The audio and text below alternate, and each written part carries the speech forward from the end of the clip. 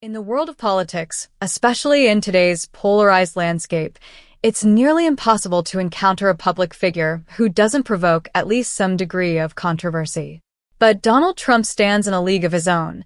Someone who doesn't just stir the waters, but dives headfirst into them, often surfacing with tales so bizarre that even his staunchest supporters might raise an eyebrow. From his bewildering fascination with windmills, which he claims cause cancer and endanger bald eagles, to his strange hypotheticals involving sharks and electrocution, Trump's commentary regularly leaves even his critics both baffled and fascinated. But what if these seemingly random rants actually unveil deeper patterns? In this exploration, we're peeling back the layers to unmask the strange, sometimes incoherent monologues that characterize Trump's public persona. This isn't about politics as usual. It's an invitation to delve into the surreal world of a man whose thoughts are as unpredictable as they are unfiltered. So, if you've ever wondered what lies behind these unusual tangents, stay with us as we take an in-depth journey into Trump's reality, one shaped by unverified fears, curious grievances, and a rhetoric that's as inconsistent as it is entertaining. Chapter 1. The Curious Case of Windmill Obsession. One of Donald Trump's most peculiar fixations is with windmills. Yes, the very renewable energy structures that are increasingly popping up on landscapes worldwide. Most leaders see wind energy as a step forward, a way to reduce our dependence on fossil fuels. But Trump has a different take. In his speeches, he's claimed that windmills are not only eyesores but also pose a dire threat to both humans and wildlife. He's gone as far as saying that windmills are destroying the country. But how exactly does he think these towering structures harm us? Trump has repeatedly alleged that windmills cause cancer, a statement devoid of scientific backing. In a rally speech, he went so far as to say that the noise from windmills somehow leads to cancer, despite no research validating this claim. Why this belief? What fuels such an unusual fixation? Trump's disdain for windmills isn't new. For over a decade, he's railed against them, particularly in the context of a Scottish golf course he owned, claiming that wind turbines built nearby would ruin the scenery and diminish property values. His personal stake might be part of the story, but as his anti-windmill comments multiplied, they took on a life of their own. The once personal grievance transformed into a crusade. Trump began to elevate it into a broader, national issue. In his speeches, windmills became more than just bothersome structures. They became enemies of American progress. Yet, the facts are in stark contrast to his claims. Wind energy accounts for a significant portion of renewable power in the U.S., providing cleaner and more sustainable energy than fossil fuels. Trump's comments, however, cast windmills as sinister agents, blaming them for killing all the birds and even endangering bald eagles. Not only do these assertions lack data, but studies actually show that wind turbines are a small factor in bird deaths compared to windows, cats, and pollution. So, why does Trump continue to pursue this line of thought? His fixation may reflect a resistance to change, particularly change that contradicts his established views. In Trump's worldview, traditional forms of energy like coal and oil, which he has championed, represent strength and American independence. Wind power, on the other hand, is weak, just another symbol of modern policies he sees as undermining America's greatness. Chapter 2. The Shark versus Electrocution Hypothetical, a case study in tangential thinking. In one of Trump's most head-scratching moments, he described a hypothetical situation where he's given a choice between being electrocuted or attacked by a shark. If I'm sitting down and that boat's going down, and I'm on top of a battery and water starts flooding in, I'm getting concerned.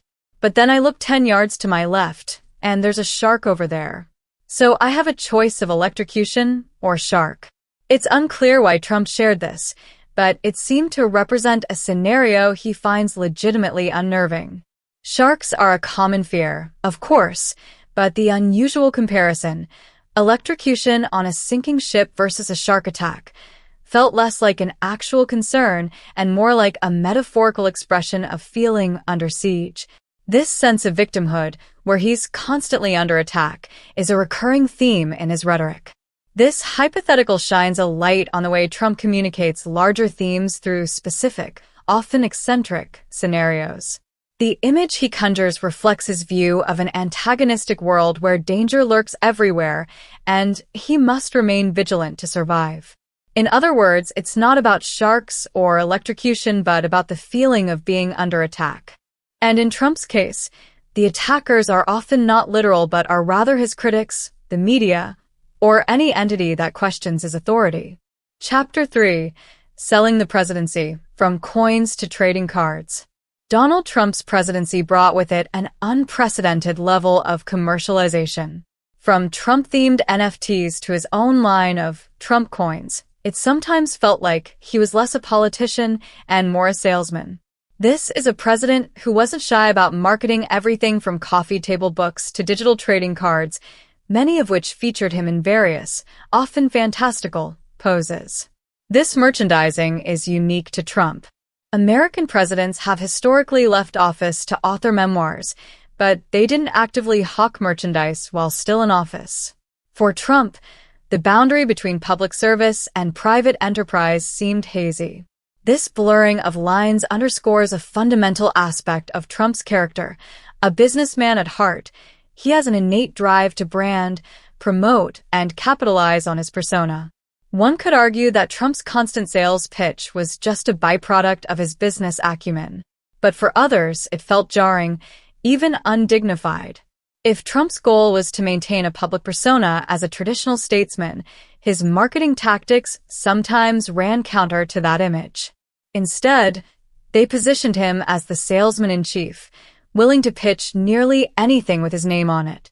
So, what are we to make of Trump's bizarre obsessions and tangents?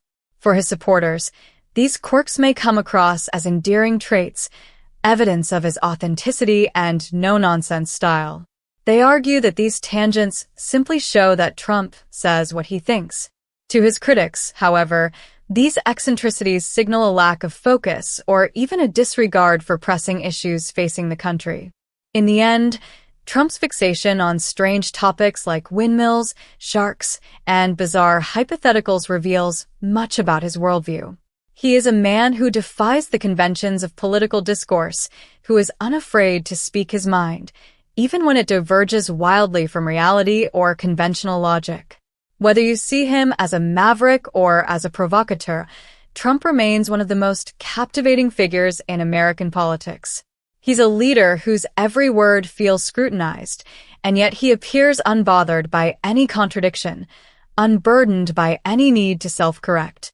For some, this makes him a breath of fresh air, a politician who says what others won't. For others, it signals a lack of discipline and disregard for truth.